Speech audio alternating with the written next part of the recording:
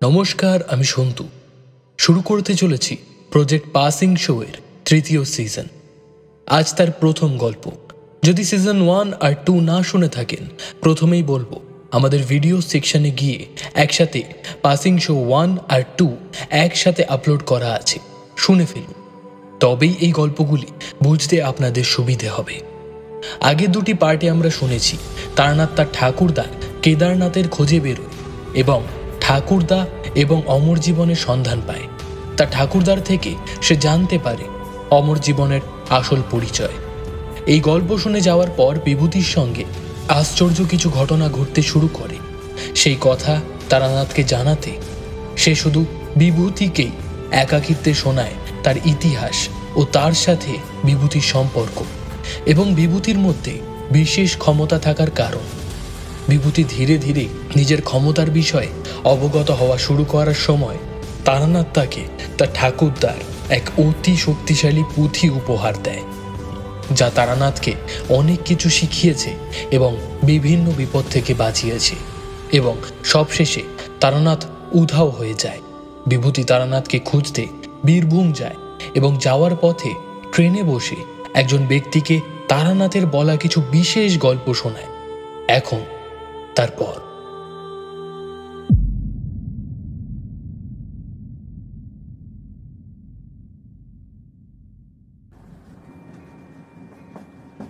Train বীরভূমের সিউড়ি স্টেশনে পৌঁছানো মাত্রই বিভূতির সামনে বসে থাকা লোকটি উঠে দাঁড়ালো। হাওড়া থেকে এই পর্যন্ত সম্পূর্ণ যাত্রাপথে বিভূতির মুখে পর পর তারানাথের জীবনের অভিজ্ঞতার গল্পগুলি শুনে গেলেন এই ভদ্রলোক। মুখে একটাও রাগ কাটেননি। এমনকি এত সব আশ্চর্য ঘটনাগুলি শোনার পরেও মুহূর্তের জন্যও কৌতূহল প্রকাশ করেননি। বিভূতির যদিও এই ব্যাপারে কোনো প্রশ্ন ছিল না, কারণ তার মনের অবস্থা তখন বিন্যস্ত ও অসংযত। সংসার, কর্মজীবন সব পরিত্যাগ করে সে বেরিয়ে পড়েছে তারানাথের অন্বেষণে। বীরভূমে আগমন তার অনুমানের উপর নির্ভর করে। মাতুপাগলির স্পর্শে তারানাথ অদৃশ্য হয়েছে এবং তারানাথের মুখেই সে শুনেছিল বীরভূমের এক পরিত্যক্ত শ্মশান ভূমিতে মাতুপাগলির সঙ্গে তার সাক্ষাতের কথা। সেই সূত্র ধরেই এখন তার অবস্থান সিউড়ির এই প্রত্যন্ত অঞ্চলের স্টেশনে।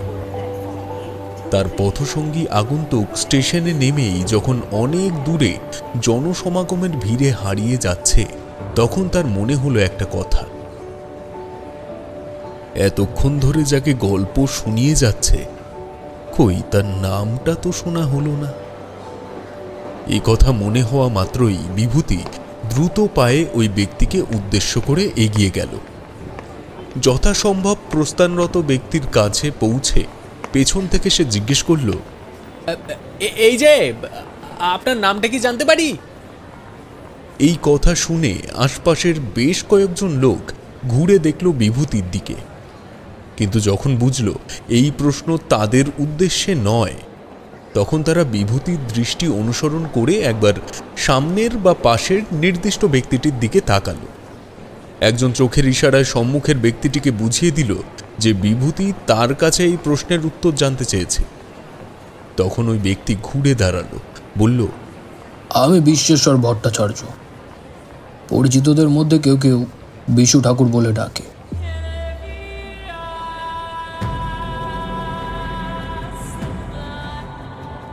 মিথ্যে পরিচয় দিতে পারতাম, তবে একটা ব্রতর মধ্যে রয়েছি, তাই মিথ্যে বলবো না।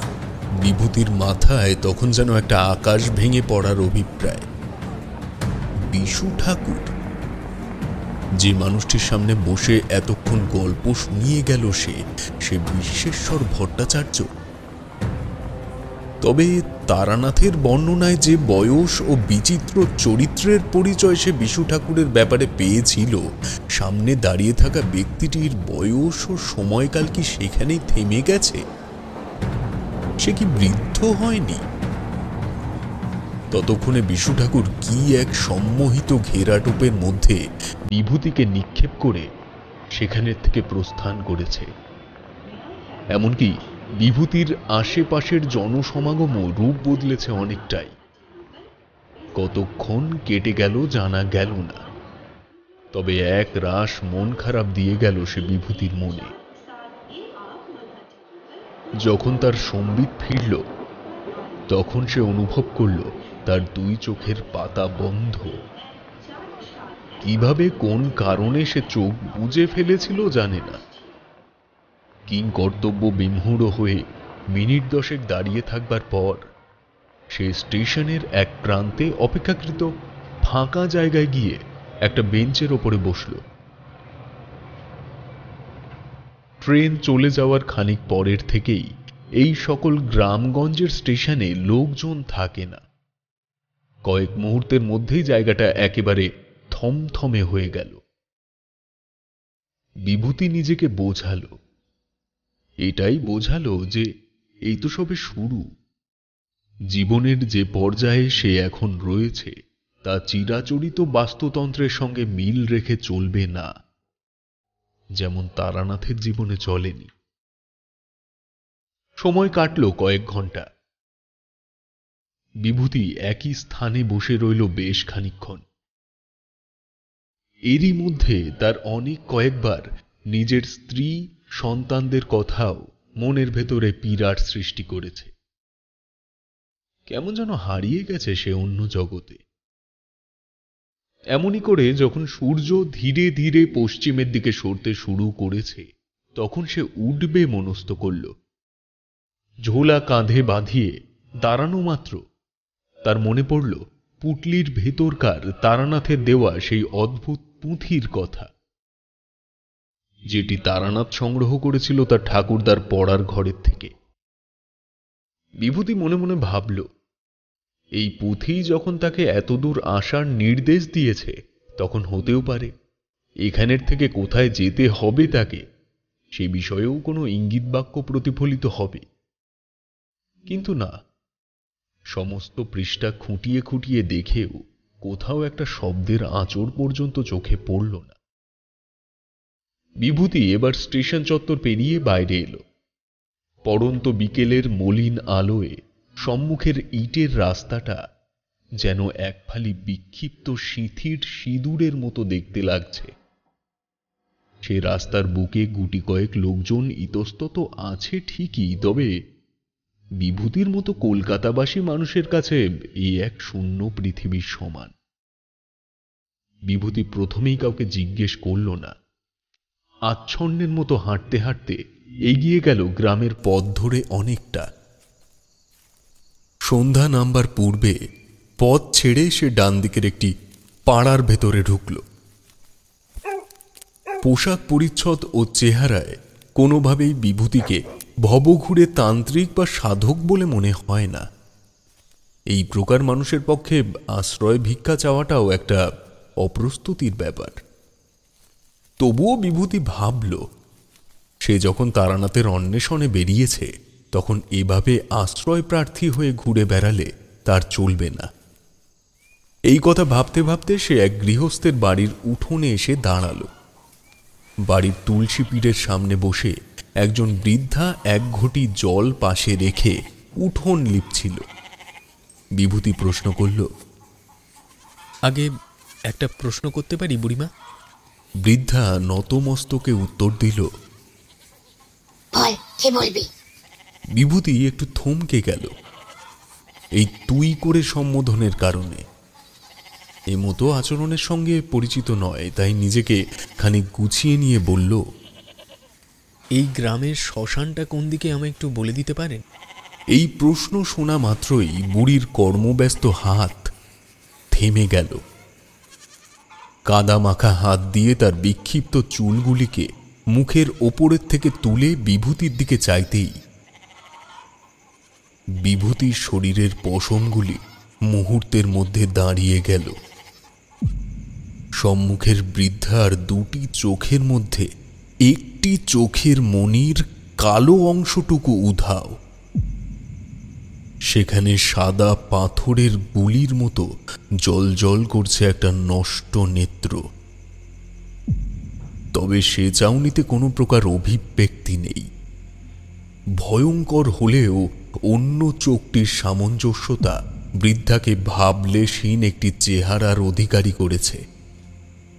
উনি বললেন, এই রাস্তা ধরে আরো মাইল 2 হেঁটে যাওয়ার পরে রাস্তার বাঁদিকে একটা কুয়ো পড়বে।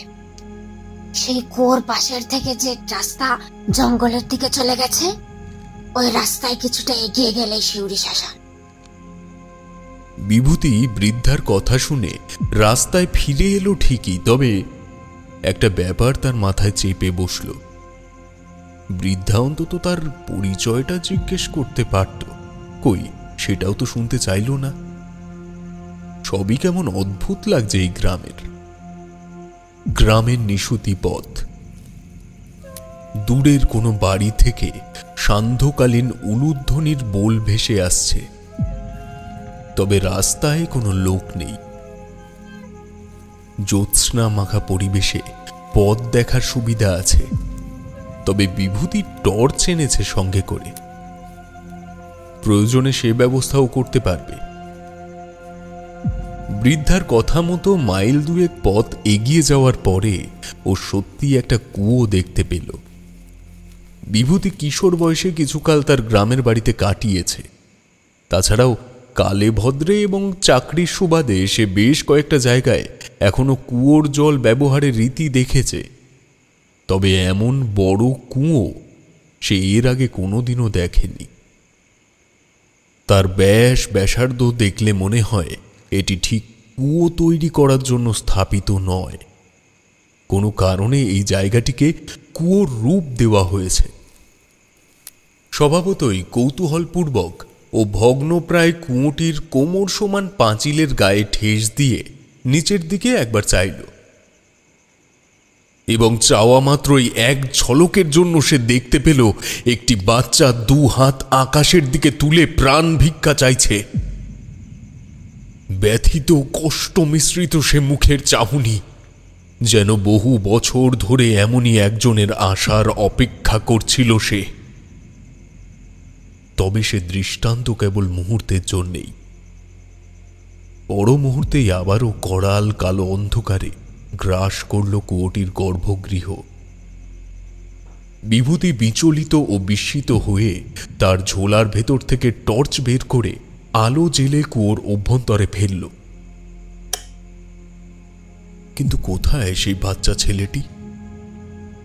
আর এই কুয়োর গভীরতা তো মাত্র কয়েক ফুট, বলা যায় ভূপৃষ্ঠ থেকে মাত্র 3 ফুট নিচু। জলকণার চিহ্ন মাত্র নেই, আছে কেবল কয়েকটা লতা পাতা আর একটা তামাটে বর্ণের সোনা ব্যাঙ। গলা ফুলিয়ে অর্ধ বোজা চোখে চুপ করে বসে রয়েছে একটা পাতার নিচে। বিভূতি টর্চ নিভিয়ে যেই আবার হাঁটা শুরু করতে যাবে, ঠিক সেই সময় কুয়োর ভেতর থেকে শুনতে পেল, বিভূতি, এদিকে এসো। বিভূতির হৃৎপিণ্ড কেঁপে উঠল এই গলার শব্দে। সে অতর্কিতেই বলে ফেলল, ঠাকুর মশাই, আপনি? তোমার ভেতরে স্বপ্ন দেখার শক্তি আছে বিভূতি। মনে রাখবে, যে স্বপ্ন তুমি দেখবে তা হয় ঘটেছে অথবা ঘটতে চলেছে। এই শক্তি পেয়েছিল তোমার বাবার ছোট কাকা কালিকা প্রসাদ বন্দ্যোপাধ্যায়। সে মানুষেরই জাতিস্বর হয়ে তুমি জন্মেছ। তাই তোমার দেখা স্বপ্নকে নিছক স্বপ্ন ভেবে ভুল করো না কখনো।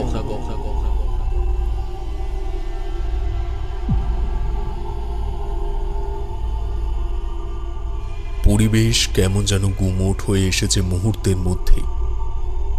স্বাভাবিক নৈশ শব্দ যেন অতি ক্ষীণ হয়ে গেল। বিভূতি পুনরায় কুয়োর দিকে ঝুঁকে পড়ে কয়েক ভগ্নাংশের সময় কাটতে না কাটতেই সিদ্ধান্ত নিয়ে ফেলল যে সে ভেতরে লাফ মারবে, এবং সে তাই করল। তবে এ কি অলৌকিক কাণ্ড! টর্চের আলোয় যে কুয়োর গভীরতা ছিল মাটির থেকে মাত্র 3 ফুটের মতন, তার তল পেতে পেতে বিভূতির বিস্মিত আকাঙ্ক্ষিত মন ভাসতে থাকলো শূন্যে। এই গহ্বরের শেষ নেই, কোনো অন্তিম পর্যায়ে নেই। ঠিক এমন সময় ভাসমান অবস্থায় সে শুনতে পেল একটা নারকীয় মন্ত্রোচ্চারণের শব্দ।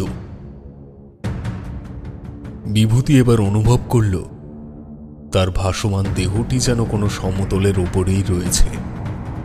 অর্থাৎ সে এত ওপরের থেকে পড়েছে কিনা আদৌ, অথবা সে কি মাটির ওপরেই শুয়েছিল, তা সে খানিক সময়ের জন্য টের পেল না। সম্মুখে অনতি দূরে একটা ধুনির আগুন জ্বলছে। সেই ধুনির আগুনকে কেন্দ্র করে আশেপাশে ছড়িয়ে আছে খান পাচেক নরমুণ্ড।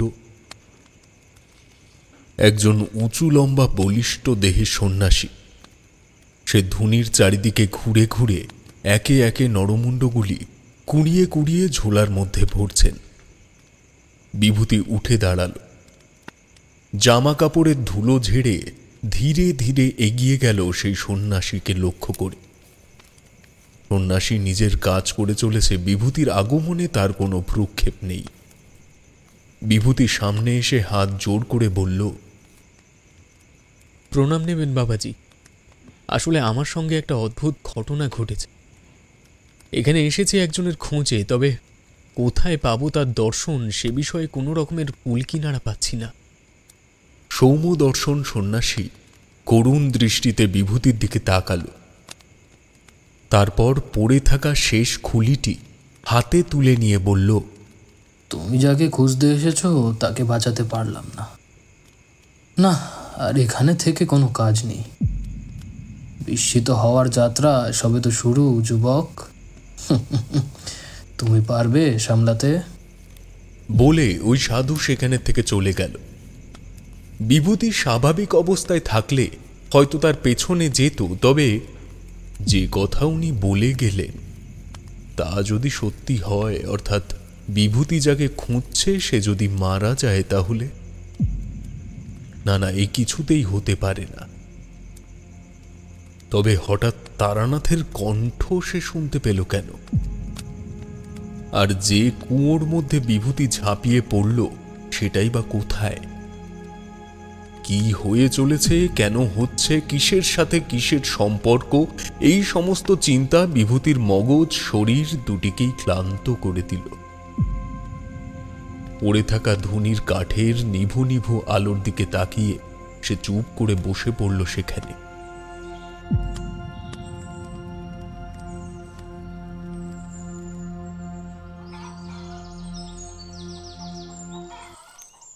ভোরের প্রথম আলো ফুটতেই বিভূতি অজানা রাস্তা ধরে হাঁটতে শুরু করল কয়েকটা বাড়ি ঘর লক্ষ্য করে। তবে গতকাল ফেলে আসা পথে যে গ্রামের প্রতিচ্ছবি বিভূতি দেখেছিল, এ জায়গাটা যেন সেটি নয়। পুরনো বায়োস্কোপের মতো রঙিন সময়ের প্রেক্ষাপট পেরিয়ে সে চলে এসেছে কোনো এক সাদা কালো দুনিয়ার প্রেক্ষাপটে। চির সবুজ গ্রামের লীলাময় সৌন্দর্য এখানে কেমন যেন ম্যারম্যারে হয়ে আছে। যে বাড়িগুলিকে উদ্দেশ্য করে বিভূতি হেঁটে চলেছিল তার কাছাকাছি পৌঁছে সে জনাপাচেক লোককে দেখতে পেল। রাস্তার ওপরে দাঁড়িয়ে তারা কোনো এক বিষয় নিয়ে আলোচনা করছে। বিভূতিকে এগিয়ে যেতে দেখে সবাই ফ্যাল ফ্যাল করে তার দিকে চাইল। অবশ্য তাকিয়ে থাকাটাই স্বাভাবিক। এই গ্রামের মানুষ যে বর্তমান পৃথিবীর প্রবাহমান উন্নয়নের থেকে কয়েকশো বছর দূরে তা বলার অপেক্ষা থাকে না। বিভূতির মতো উন্নত পোশাক পরিচ্ছদ পরিহিত মানুষ এই স্থানে ঈশ্বর দর্শনের সমান।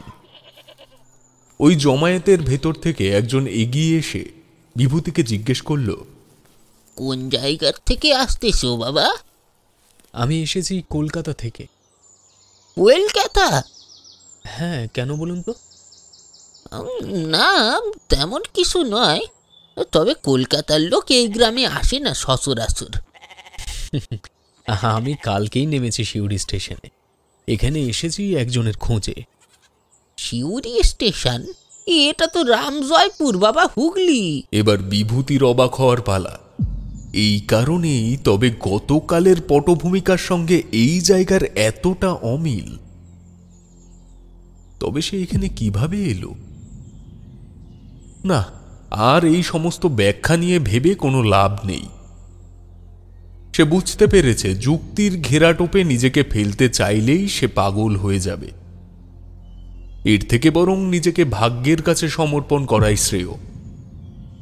তারানাথ বলেছিল কোনো মহা সংকটে পড়লে তার সঙ্গের পুঁথি তাকে পথ দেখাবে।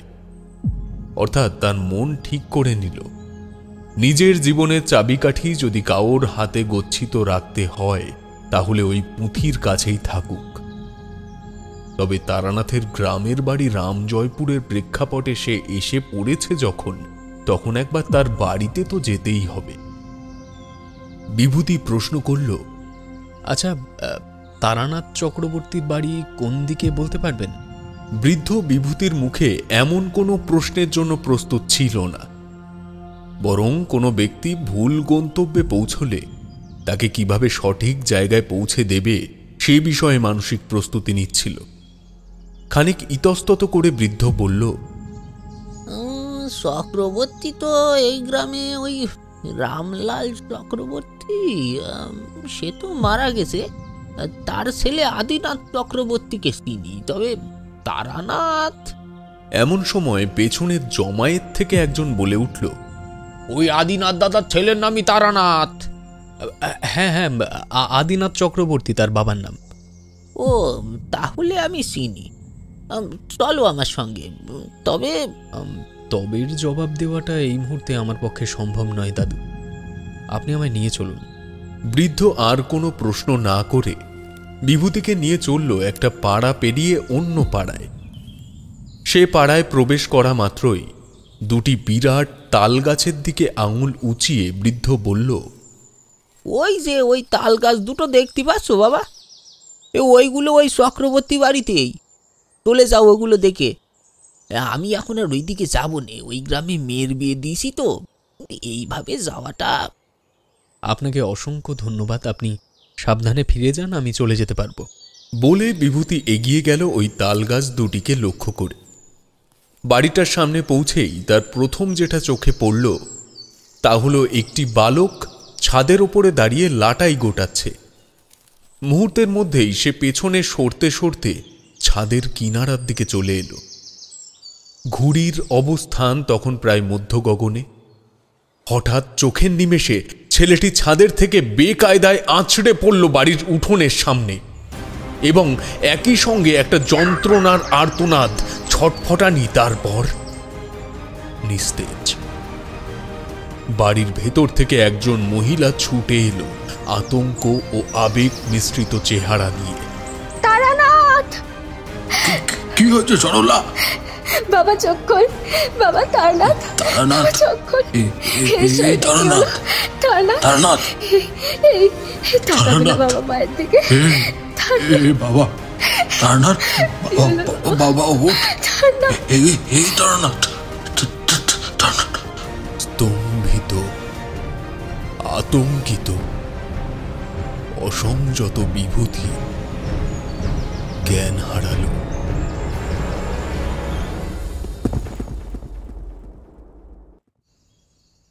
কি হে ছোকরা, কে তুই?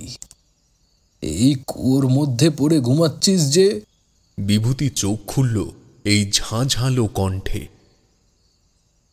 দেখল সেই পরিত্যক্ত কুয়োটির উন্মুক্ত খোলা অংশের এক পাশের থেকে নিচের দিকে চেয়ে আছে এক কৃষ্ণবর্ণের জটাজুটোধারী লোক।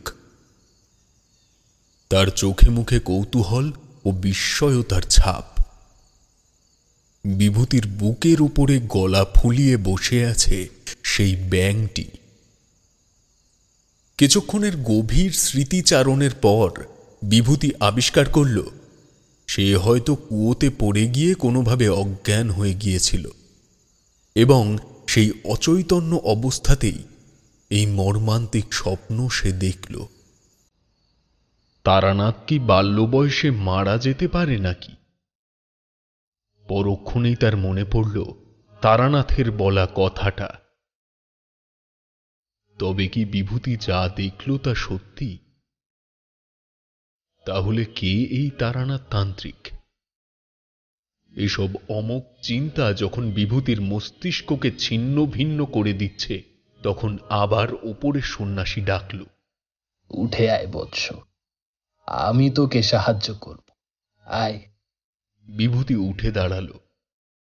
সাহায্যের তার এখন প্রকৃতই দরকার। সন্ন্যাসী একটা লাল কাপড়ের টুকরো ছুড়ল বিভূতির উদ্দেশ্যে। অবশেষে অনেক কসরতের পর সে উঠে এলো উপরে। সন্ন্যাসী বলল, কাউকে খুঁজছিস তাই না? হ্যাঁ, কিন্তু কিন্তু আপনি জানলেন কি করে? আমি সব বুঝতে পারি, তবে তুই যাকে খুঁজছিস তাকে তো অত সহজে পাবি বলে মনে হয় না। কেন পাবো না কেন? সন্ন্যাসী একটা আত্মতুষ্টির হাসি ঠোঁটের কোণায় ফুটিয়ে নিয়ে বলল, তুই কালের ফাঁদে পড়েছিস। সাধনার মাধ্যমে তোকে খুঁজে নিতে হবে তাকে। আমি প্রস্তুত যে কোনো সাধনার জন্য, তবে আমি তাকে ফিরিয়ে আনতে চাই। কিভাবে কি হচ্ছে আমি কিছুই বুঝে উঠতে পারছি না।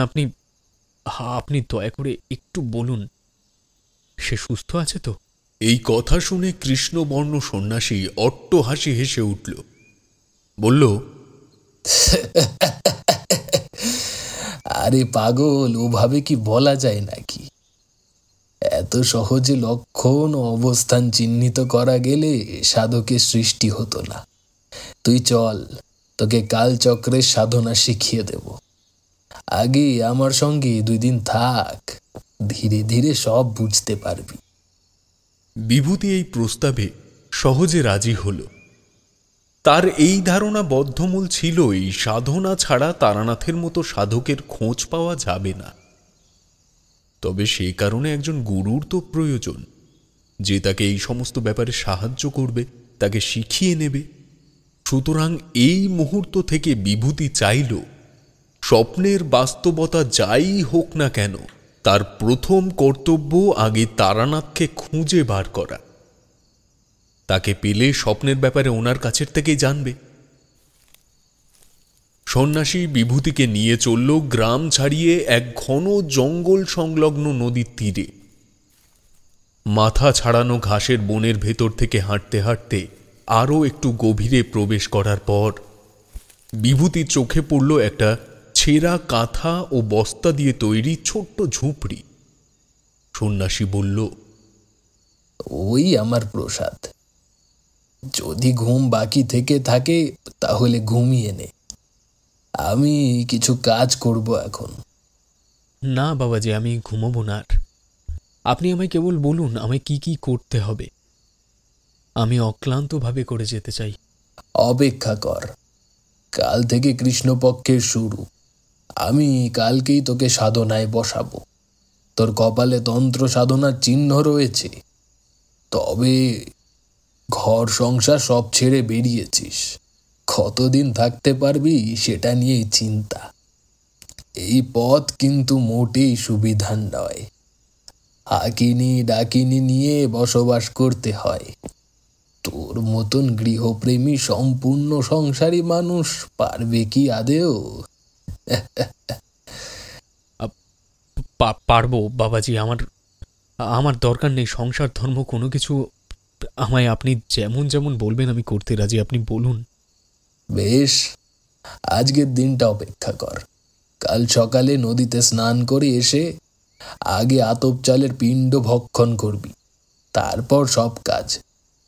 যা দেখি এখন 2টো ডালে চালে ফুটিয়ে ফেল। ওই যে ওইদিকে মাটির সরা, ডালপালা, উনুন সব আছে। যা, অন্য বস্তু আমার ঘরের মধ্যেই পেয়ে যাবি। বিভূতি মুখে আর কোনো কথা না বলে তার কাঁধের ঝোলাটি নামিয়ে আগে ঝুপড়ির মধ্যে রাখল। আশেপাশে মলমূত্রের গন্ধ পরিবেশটা বিষিয়ে রেখেছে, তবে সেসব মাৎসর্য বিক্ষিপ্ত হাওয়ার মতোই মাঝে মাঝে আসে আর বেরিয়ে যায় মনের থেকে। নদীর থেকে চাল ডাল ধুয়ে এনে ফুটন্ত জলে ছেড়ে দিয়ে বিভূতি তাকিয়ে রইল ওই সন্ন্যাসীর দিকে।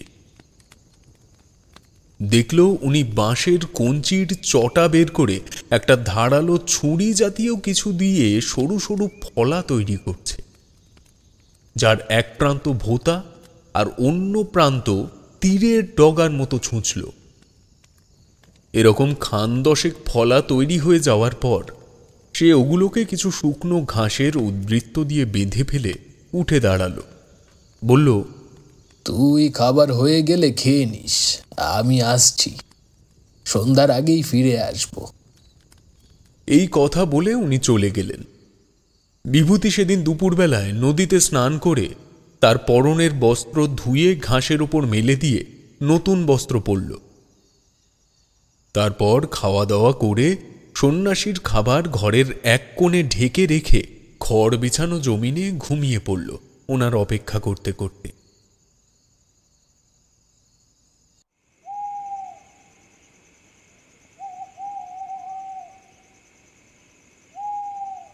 ক্লান্ত পরিশ্রান্ত বিভূতির ঘুম ভাঙল সন্ধ্যা হয়ে যাওয়ার অনেক পরে। কিন্তু যখন ঘুম ভাঙল তখন সে দেখতে পেল এক বিচিত্র ঘটনা। ঝুপড়ির থেকে বাইরে বেরিয়ে এসে দেখল সেই সন্ন্যাসীর কোনো খোঁজ নেই এখনো, তবে ওই ঝুপড়িটাকে কেন্দ্র করে উল্টানো বাটির মতন তৈরি হয়েছে একটা পাতলা নীল আলোর আস্তরণ। সেই আস্তরণের মধ্যস্থিত নীলচে রেণুবিন্দু সচল ধীরে ধীরে বাঁ দিক থেকে ডান দিকে সরে চলেছে। বিভূতির মনে পড়ল তারানাথের সঙ্গেও এই ঘটনা ঘটেছিল যখন ওই পুঁথি তার কাছে ছিল। ধূমাবতীর আক্রমণ থেকে এই নীলচে আলোর আস্তরণ তাকে রক্ষা করেছিল। তবে কি বিভূতির কোনো মহা বিপদ রয়েছে একদম সন্নিকটে? বিভূতি কিছু না বুঝতে পেরে ঝুপড়ির ভেতর থেকে পুঁটলিটা বের করে আনল।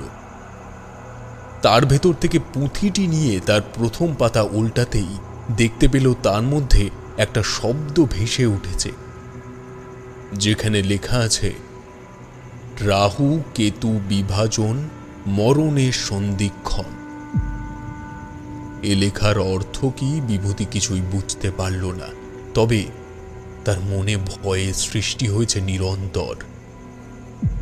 তার অপ্রস্তুত মন এইটুকু বুঝল এইসবের থেকে রক্ষা করতে পারে একমাত্র এই সন্ন্যাসী। তন্ত্রমন্ত্রের সে কিছুই জানে না, বুক ভরা সাহস নিয়ে অদৃশ্যের সঙ্গে মোকাবিলা চলে না। তাছাড়া বেঁচে থেকেই বা কি লাভ এই পুঁথির সাহায্যে যদি তার উদ্দিষ্ট গন্তব্যেই সে না পৌঁছাতে পারে? বিভূতি পুঁটলির ভেতরে পুঁথিটা রেখে উচ্চস্বরে একবার ডাকল, বাবাজি, বাবাজি, আপনি কি এসেছেন? একবার ডাকেই উত্তর এলো দূরের ঘাস বনের অভ্যন্তর থেকে। এদিকে আয়, কিছু কাজ আছে, তাড়াতাড়ি আয়।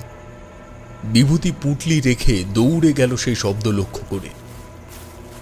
নিমেষের মধ্যে মিলিয়ে গেল ওই নীল আলোর বলয়। বিভূতি খানিক এগিয়ে যেতেই আবার শুনতে পেল, আয়, এদিকে আয়, আমি কয়েকটা সিধে নিয়ে ফিরছিলাম, পুঁটলিটা এখন ছিঁড়ে গেল, সব পড়ে গেছে, এদিকে এসে হাতে হাত লাগা দেখি। এবার বিভূতি আবছা দেখতে পেল যে অন্ধকারের মধ্যে অনতি দূরে ওই সন্ন্যাসী মাটির থেকে কিছু কুড়িয়ে কুড়িয়ে একটা সাদা কাপড়ের ওপরে রাখছে। সে বলল, একটু অপেক্ষা করুন, আমার কাছে টর্চ আছে, আমি নিয়ে আসছি। বিভূতি ফিরে এসে তার পুঁটলির ভেতর থেকে টর্চ নিয়ে নির্দিষ্ট জায়গায় ফিরে এলো। দেখল চাল ডাল কিছু আলু কলা পড়ে রয়েছে ইতস্তত। সন্ন্যাসীকে সাহায্য করার জন্য সে বসতে যাবে এমন সময় ওই টর্চের আলোর মিহি হলদে বলয় দূরের যে প্রান্ত পর্যন্ত পৌঁছেছে সেই রকম একটা জায়গায় সে দেখতে পেল এক শ্বেত বস্ত্র পরিহিত বৃদ্ধাকে। দূরের থেকেই এটুকু স্পষ্ট বোঝা যায় তার একটা চোখ পাথরের মতো জ্বলজ্বল করছে। এই বৃদ্ধাকে বিভূতি চেনে। ইনি সেই বৃদ্ধা যিনি বিভূতিকে প্রথমেই শ্মশানের রাস্তা বলে দিয়েছিলেন। সন্ন্যাসী ততক্ষণে বিভূতির দৃষ্টি অনুসরণ করে সে দিকটায় তাকিয়েছে। সে উঠে দাঁড়িয়ে বলল, ওকে দেখে লাভ নেই, ওই অঞ্চলের ডাইনি তোকে পিছু করেছে কালকের থেকে। তুই তুই নিশ্চিন্তে থাক, আমি আছি যখন ও কিছু করতে পারবে না, খানিক বাদেই চলে যাবে। বিভূতির ভক্তি ওই সাধুর ওপরে অনেকটা বেড়ে গেল এবং তার মনে এটা প্রশ্রয় পেয়ে গেল যে তাহলে নিশ্চয়ই এই কারণে ওই পুঁথি তাকে ইঙ্গিত দিল। চাল ডাল যতটা সম্ভব কুড়িয়ে নিয়ে ওরা দুজনে ফিরে এলো অস্থায়ী ঝুপড়িতে। সন্ন্যাসী বলল, তোর পদবি তো বন্দ্যোপাধ্যায়, তাই তো? হ্যাঁ বাবাজি। তা নিয়মিত পুজো পাঠ বা পৈতে শুদ্ধি তো করিস না মনে হয়, তাই তো? না, তেমন তো কিছু। বেশ, শোন, কাল চক্রের সাধনার আগে কাল সকালে স্নান সেরে এখানে থেকে কিছু কলা আর চাল মেখে ফেলবি। ওই দূরটায় কচুবন আছে, সেখানের থেকে একটা পাতা ছিঁড়ে এনে তার উপর রেখে খাবি। তারপর সন্ধ্যা 7টার পর আমি তোকে বীজ মন্ত্র দেব। তবে মনে রাখিস, কাল চক্রের সাধনায় সাধকের প্রাণ পর্যন্ত যেতে পারে। তোকে এক মনে বীজ মন্ত্রের শেষে স্মরণ করতে হবে সেই নিখোঁজ ব্যক্তির নাম। এমন সময় বিভিন্ন অপশক্তি অপদেবতার দল চেষ্টা করবে তো সাধনা ভঙ্গ করতে। তুই যদি সেসব অত্তআক্কা করে অনড় থাকতে পারিস, তবে কয়েক মুহূর্তের জন্যই নিজের স্থূল শরীর বর্জন করে সূক্ষ্ম শরীরে চলে যেতে পারবি সেই ব্যক্তির কাছে যাকে তুই খুঁজছিস। বেশি সময় থাকবে না তার সঙ্গে কথা বলার, তবে যেটুকু সময় পাবি তার মধ্যেই সব জেনে আসবি। মনে রাখিস, না ফিরতে পারলেই হবে মহা বিপদ। কতটুকু সময় পাবি তা বুঝতে পারবি স্থূল শরীর ছাড়বার পরেই, তা এখন বলা সম্ভব নয়। ঠিক আছে বাবাজি। বিভূতির মনে পড়ে গেল সিমডেগায় পাসাং মারার গানের কথা। সেখানেও তারানাথের আবির্ভাব হয়েছিল ঠিক এইভাবেই। সে বলেছিল, আমি এখানে বেশিক্ষণ থাকতে পারবো না, আমায় ফিরতে হবে। অর্থাৎ তার ওই আগমনের উপায় এই কালচক্র সাধনা। এখন এ ব্যাপারে বিভূতি নিশ্চিত। খানিকক্ষণে নীরবতা। বিভূতি চোখ তুলে দেখল ওই সন্ন্যাসী বিভূতির পুঁটলির দিকে তাকিয়ে রয়েছে। বিভূতি প্রশ্ন করল, কিছু বলবেন বাবাজি? না, তেমন কিছু নয়। আমি ভাবছি তোর মতন জীবনযাপন ছেড়ে আজ যে নেশায় বাড়ির থেকে বেরিয়েছিস, যদি তোর কিছু হয়ে যায় তোর সংসারের কি হবে? কি এনেছিস এই পুটলিতে? পুটলিতে আমার জামা কাপড়, একটা টর্চ আর একটা পুঁথি আছে, আর বিশেষ কিছু নেই। পুঁথি কি তন্ত্রশাস্ত্রের নাকি পারাশরি হরা? বিভূতি একটু অপ্রস্তুত হয়ে বলল, এইসব বিষয়ে আমার কোনো জ্ঞান নেই বাবাজি, তবে এই পুঁথি আমার নয়, আমি যাকে খুঁজছি তার। কই, আমায় দেখা দেখি। এ বিষয়ে যদিও বিভূতি একটু আপত্তি প্রকাশ করতে চাইল, তবুও এই মহান পুরুষের সামনে গোপনীয়তার কোনো মানে হয় না। ভেবে সে বের করল পুঁথিটি, এবং সেটি দেখা মাত্রই মুহূর্তের জন্য সন্ন্যাসীর চোখ বিস্ফারিত হল। তারপর আবার স্বাভাবিক অবস্থায় ফিরিয়ে এনে সন্ন্যাসী বলল, সে যাই হোক, কাল সন্ধ্যায় বসার সময় যে তুই তোর এই নিত্য প্রয়োজনীয় জিনিসপত্রের পুটুলি এইসব কিছুই কাছে রাখতে পারবি না। নিয়মে এমন আছে যে পরনের পোশাকটি পর্যন্ত শুভ্র ও নতুন পরতে হয়। সে না হয় আমি ব্যবস্থা করে দেব সকালে, তবে এগুলো কিন্তু রাখতে পারবি না কাছে। আর যখন সাধনায় বসতে যাবি তখন ফেলে আসা রাস্তার দিকে তাকাবি না। বিভূতি নীরবে মাথা নাড়ল ঠিকই, তবে এই নিয়মটা তার মনের সাথে দ্বন্দ্ব করল বেশ খানিকক্ষণ। সেই রাতে আর বিশেষ কিছু ঘটল না।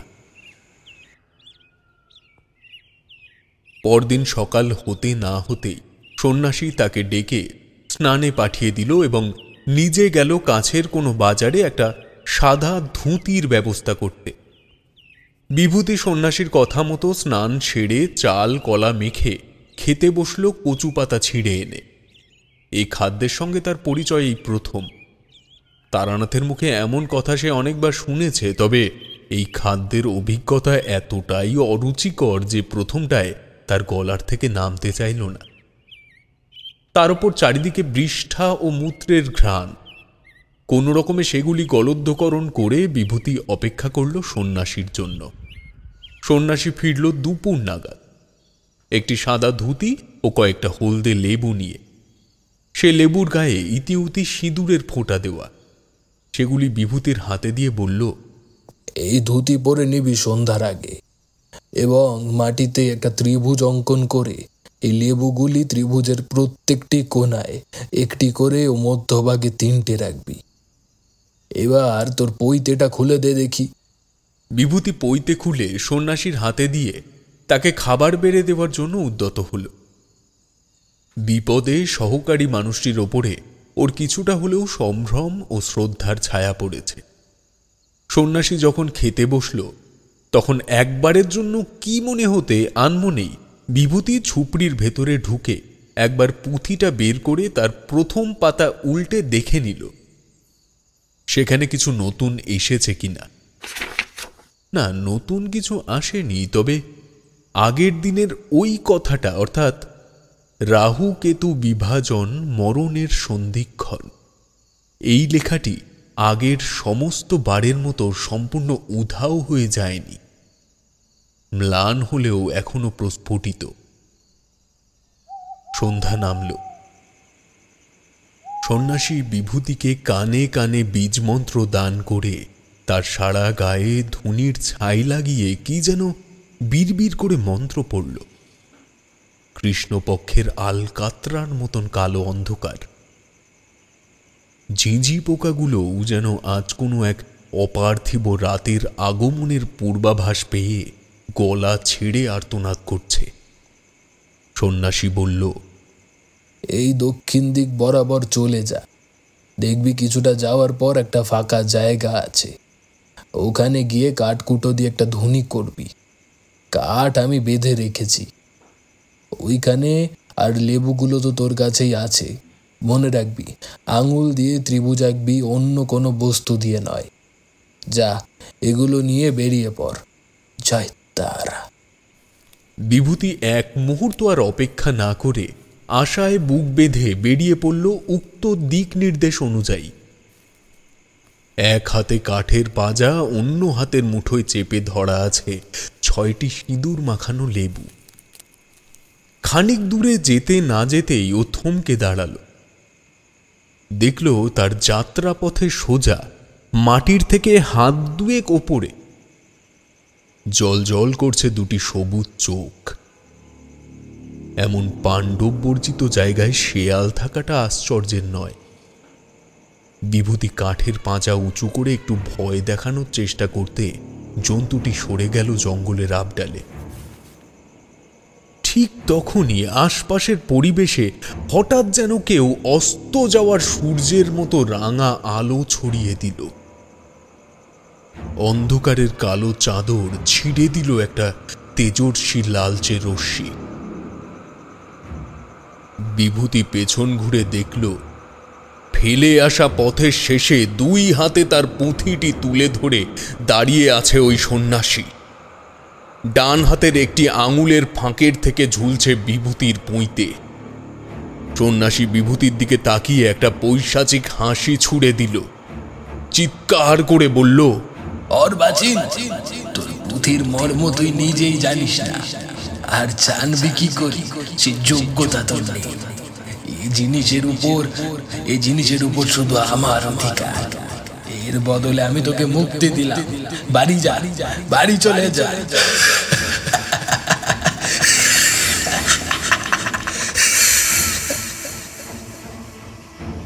বিভূতি বিস্মিত দৃষ্টিতে খানিক চেয়ে রইল। তার মনের মণিকোঠায় ভেসে উঠল তারানাথ ও মাতু পাগলির অদৃশ্য হয়ে যাওয়ার সেই সন্ধিক্ষণ। চোয়াল শক্ত হল যুবকের। কাঠের পাঁজা ও লেবু ছুঁড়ে মেরে সে ছুটতে যাবে ওই সন্ন্যাসীকে লক্ষ্য করে। এমন সময় সে লক্ষ্য করল ওই লালচে আলোর আভা উত্তপ্ত অঙ্গার স্বরূপ তার শরীরের চামড়াকে পোড়াতে শুরু করেছে। তবে মৃত্যু ভয় করবার ছেলে বিভূতি এখন আর নেই। তার মন মনন কেবল তারানাথের অন্বেষণে নিবদ্ধ। ছুটতে শুরু করার আগেই সেই পেছনের জন্তুটি তার শক্ত শরীরের ধাক্কায় বিভূতিকে ছিটকে ফেলে দিয়ে ছুটল সেই সন্ন্যাসীকে লক্ষ্য করে। এবার দেখা গেল জন্তুটাকে সেটি শেয়াল নয়, জন্তুটি হলো একটা কালো মিশমিশে কুকুর। কি বিরাট তার আয়তন! রুদ্ধ গতিতে দৌড়ে গিয়ে ঝাঁপিয়ে পড়ল ওই সন্ন্যাসীর গায়ে এবং এই ঘটনা ঘটা মাত্রই নিভে গেল সেই লাল আলোক দুটি।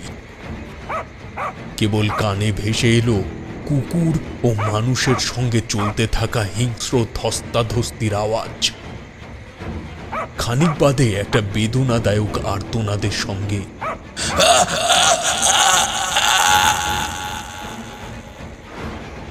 শেষ হলো ওই চলমান বিধ্বংসী মুহূর্ত। বিভূতি কোনো রকমে উঠে দাঁড়িয়ে ছুটল ঘটনাস্থলে। হাতড়ে হাতড়ে খুঁজতে থাকলো সেই পুঁথি। এমন সময় টর্চের আলো পড়তেই ও চমকে উঠল। দেখল বিশু ঠাকুর হাতে টর্চ জেলে অশান্ত ভঙ্গিতে তার দিকে চেয়ে আছে। বলল, এইসব জায়গায় কেন এসেছো? ওই বৃদ্ধা না বললে তো আমি জানতেই পারতাম না। নাও, তোমার বই খাতা যা আছে সব তুলে চলো আমার সঙ্গে। বিভূতির বুকে জল এলো। পুঁথি হাতে নিয়ে উঠে দাঁড়িয়ে সে চারিদিকে চোখ ফেলে খুঁজতে লাগলো ওই কুকুরটাকে। সামনে ছিন্ন বিচ্ছিন্ন হয়ে পড়ে আছে ওই কটু মানসিকতার অধিকারী ষড়যন্ত্রী সন্ন্যাসী। তবে জন্তুটাকে আর দেখা গেল না। বিশু ঠাকুর বলল, কি আরো কিছু হারিয়েছে নাকি? ওই কুকুরটা ওর নাম কেতু, আমার বন্ধু রামরামের কুকুর। রামরাম মারা গেল, তারপরের থেকেও আমার সাথে সাথেই ঘুরে এখানে এলে। এই পাশের গ্রামে ওর প্রভুর বাড়ি ছিল কিনা। বিভূতির মনে পড়ে গেল তারানাথের মুখে একবার শুনেছিল বীরভূমের লুপ লাইনের কোনো এক স্টেশনেই দেখা হয়েছিল বিশু ঠাকুরের সাথে তার। তবে কেতু যে আসলে কোনো সাধারণ কুকুর নয় সেই ব্যাপারে তারানাথ বুঝতে পেরেছিল। এমনকি সে এটা বুঝতে পেরেছিল বিশু ঠাকুর কেতুর রূপ নিয়ে রামরামের খুনিকে হত্যা করেছে। এসব ভেবে বিস্মিত হয়ে বিভূতি প্রশ্ন করল, আপনি কেতুর রূপ নিতে পারেন তাই না? আপনি আমায় মিথ্যে বলছেন? বিশু ঠাকুরের উজ্জ্বল মুখ হঠাৎ মিয়ে এলো এই প্রশ্নে। শান্ত চোখে বিভূতির দিকে চেয়ে সে বলল, মিথ্যে তো তারানাথও এতদিন তোমাদের বলে এসেছে। কি মিথ্যে? ঠাকুরমশাই কি মিথ্যে বলেছেন আমাদের? বিশু ঠাকুর বিভূতির কাঁধে হাত রেখে বলল, তুমি স্বপ্নে দেখোনি যে তারানাথ চক্রবর্তী আসলে বাল্য বয়সেই ছাদ থেকে পড়ে মারা গেছে? বিভূতি ঢোক গিলে বলল, হ্যাঁ দেখেছি। তাহলে এতদিন যাকে শুনলে এখন যাকে খুঁজছো কে সে? বিভূতির চোখের মনি শুকিয়ে এলো। পায়ের তলার মাটি যেন শীতল সরীসৃপের মতো সরে যেতে শুরু করল। বিশু ঠাকুর ঈষৎ হেসে উঠে বলল, সবে তো শুরু বিভূতি, এসো আমার সঙ্গে এসো।